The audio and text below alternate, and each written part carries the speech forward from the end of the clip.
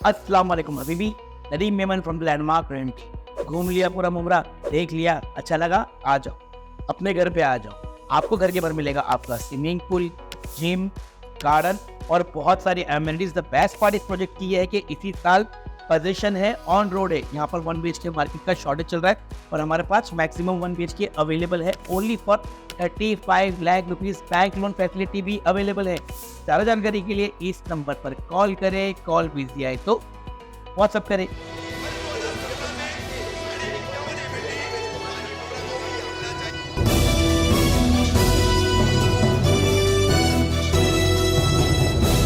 मैं रफीक कामदार, हिंदुस्तानी रिपोर्टर में आपका स्वागत है।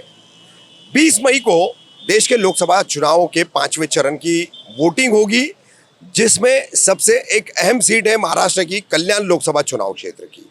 सीएम एकनाथ शिंदे के बेटे मौजूदा सांसद डॉक्टर श्रीकांत शिंदे यहाँ के महायुति के प्रमुख उम्मीदवार हैं।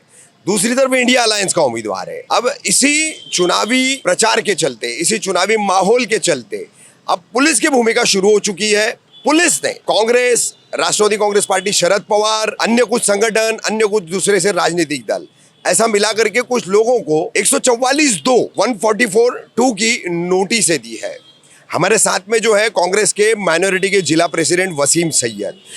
ये नोटिस आप देख सकते हैं मेरे हाथ में जो है, ये मुमरा पुलिस द्वारा ये वसीम सैयद को दी गई है और ये नोटिस निकाली है कलवा डिवीजन के असिस्टेंट पुलिस कमिश्नर ने सहायक पुलिस आयुक्त द्वारा। और इस नोटिस को पढ़ने के बाद पता चलता है कि इस नोटिस में एसीपी असिस्टेंट पुलिस कमिश्नर द्वारा दिए गए आदेश के मुताबिक 15 तारीख से लेकर 19 तारीख रात 2 बजे तक जो है वसीम सैयद मुमरा में नहीं रह सकते। लगभग इसी तरह की सेम नोटिस जो है राष्ट्रवादी कांग्रेस पार्टी शरद पवार गुट के कुछ पदाधिकारियों को दी गई है, कुछ अन्य 1-2 राजनीतिक दलों को दी गई है, भाजपा के भी कुछ लोग इसमें शामिल हैं जिन्हें नोटिस दी गई है, ऐसा पुलिस का कहना है। लेकिन ये प्रिवेंटिव यानी प्रतिबंधात्मक कार्रवाई जो होती है पुलिस की तरफ से वो की जाती है और ये प्रतिबंधात्मक कार्रवाई, ये प्रिवेंटिव एक्शंस जो है, जो हिस्ट्री शीटर होते हैं, जो पेशे वराना मुजरिम होते हैं, जिनके खिलाफ लगातार आपराधिक शिकायतें या मामला पुलिस स्टेशन में दर्ज होते रहते, उनके खिलाफ पुलिस द्वारा ज़्यादातर इसको इस्तेमाल किया जाता है। एंड चुनाव में राजनीतिक दलों के पदाधिकारियों के खिलाफ इसका इस्तेमाल करने का मतलब समझ में नहीं आ रहा है। अब वसीम सैयद से इस पर हम बात करेंगे। वसीम भाई, ये नोटिस आपको कब मिला?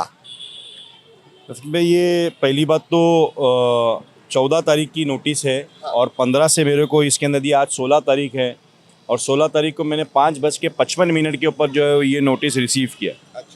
अच्छा, मैं आपके माध्यम से मतलब चैनल के ज़रिए से मैं ये बताना चाहता हूँ, ये मेरा BLA का कार्ड है। हम लोग जो है वो वोटर अवेयरनेस का भी काम कर रहे हैं, है ना। हम लोगों को वोटिंग के लिए आगे ज़्यादा से ज़्यादा वोट कर सके, इसके लिए काम कर रहे हैं। मैं थाना जिला का माइनॉरिटी प्रेसिडेंट हूँ। एक राजकीय पार्टी का एक जिम्मेदार पदाधिकारी होने के नाते ये मेरी जिम्मेदारी के पूरे थाना ज़िले के अंदर जहाँ कहीं भी इलेक्शन की सरगर्मी चल रही है, जहाँ कहीं भी इलेक्शन का प्रचार हो रहा है, वहाँ पर मुझको जाना होता है। मैं वहाँ जाकर स्पीचेस देता हूँ, मैं जाकर के साथ में लोगों के चलता फिरता हूँ, लोगों के से पब्लिक अपील करता हूँ कि आपको जो है वो वोट देने के लिए निकलना है। और मैं मेरे पक्ष पे जो मेरी संगठना है, यानी राष्ट्रवादी कांग्रेस पार्टी हो गई, अगर उनके उम्मीदवार खड़े हैं कभी, जैसा बाला मामा हमारे भिवंडी शरद पवार गुट से, हाँ, वो वहाँ से बाला मामा खड़े, यहाँ से राजन जी विचारे खड़े हुए, यहाँ से वैशाली दरेकर हैं, तो ये मेरी जिम्मेदारी, मैं उनके लिए प्रचार करूँ इंडिया अलायंस के लिए। अब ऐसे में मुझको मेरे घर के, जहाँ मेरा घर है उसी हद में मुझको आने की पाबंदी कर देना मेरी समझ से बाहर है कि पुलिस का ये रवैया क्या है। और डायरेक्ट वो भी कुल 4 दिन। हाँ, और मैं 19 तारीख पे कहाँ रहूँ? पुलिस से लेके 19 तक पुलिस मुझको ये बता दे मैं रहूँ कहाँ। अभी कल अगर मेरे को अगर पुलिस आके लेके चली गई होती, मुझ पर कोई केस दाखिल कर दी होती तो मुझको जेल दे दी जाती। ये लोकशाही की हत्या है। ये जो बीजेपी के जो लोकशाही के तरफ है ना, जो एक तरफ से कदम बढ़ा रही है ख़त्म करने के लिए, संविधान के अंदर बदलाव करने के लिए, मतलब जो सही सच की आवाज़ को दबाने के लिए, ये एक और कदम उसका है। 144 अभी तक 149 की नोटिसेस दी जाती थी। ये 140, आप 5 दिन किसी को अपने घर से दूर कैसे रख सकते हो? मैंने ऐसा क्या गुनाह कर दिया कि मैं अपने बच्चों से दूर रहूं? मैंने ऐसे क्या गुनाह कर दिया कि मैं मेरी फैमिली से दूर हो जाऊं? आप पे केसेस कितनी है?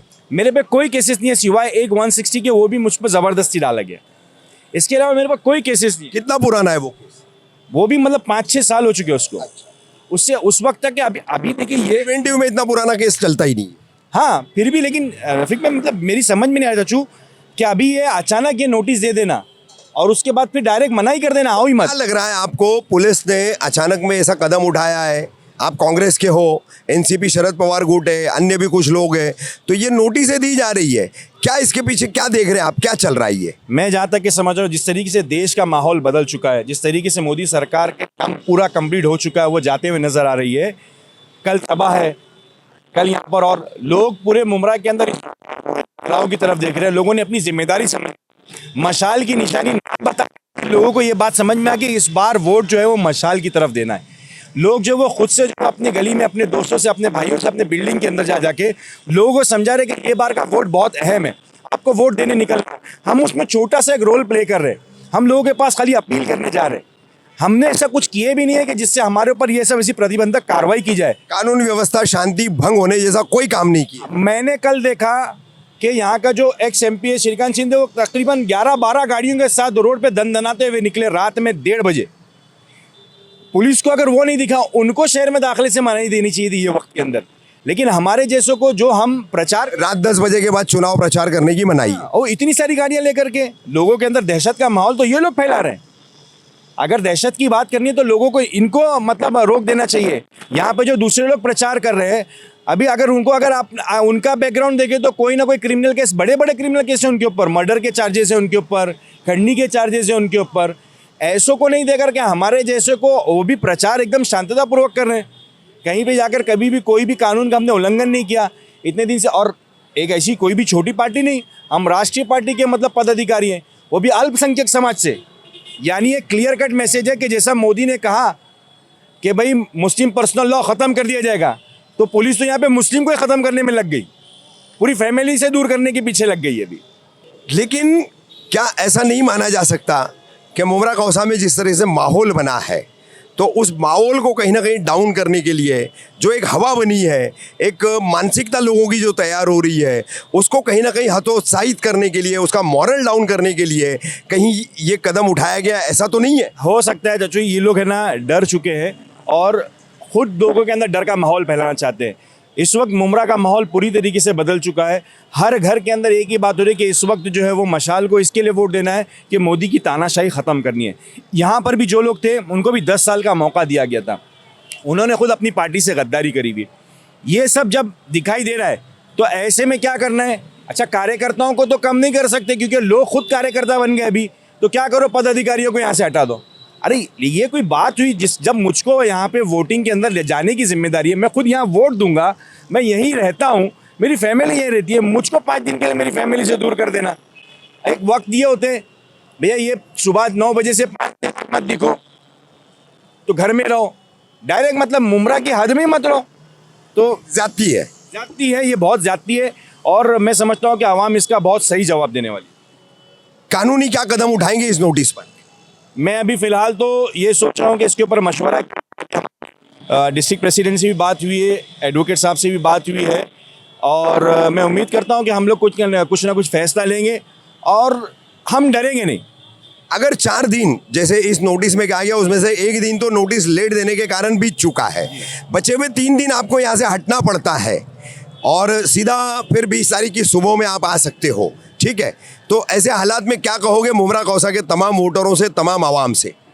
राहुल जी ने एक क्लियर संदेश दिया है, लड़ो, डरो मत। ना आप डरिए ना हम डरेंगे।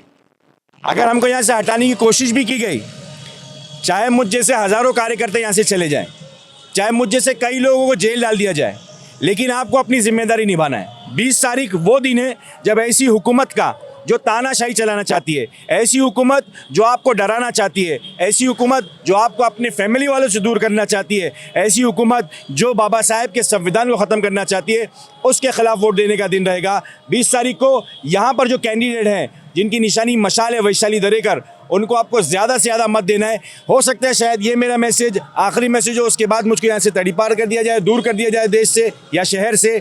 मैं आप सबसे अपील करता हूँ, ये अपील को आपको और लोगों तक पहुँचाना है और आप सबको इस बात की जिम्मेदारी लेना है कि 20 तारीख को हम ज़रूर वोट देने जाएंगे।